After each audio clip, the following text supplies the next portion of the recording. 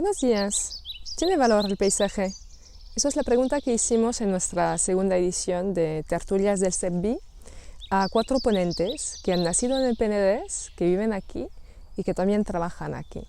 Estas 4 personas representan cada uno un valor del paisaje, un valor ecológico, un valor cultural, un valor ligado al turismo.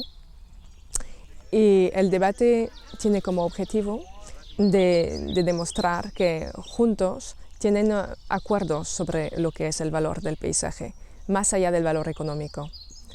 También hemos invitado a Pere Sala, que es director del Observatorio del Paisaje de Olot, que viene a definir el término valor desde un punto de vista técnico, tal como lo utilizan el Catálogo del Paisaje del Penedès, que están haciendo justamente ahora.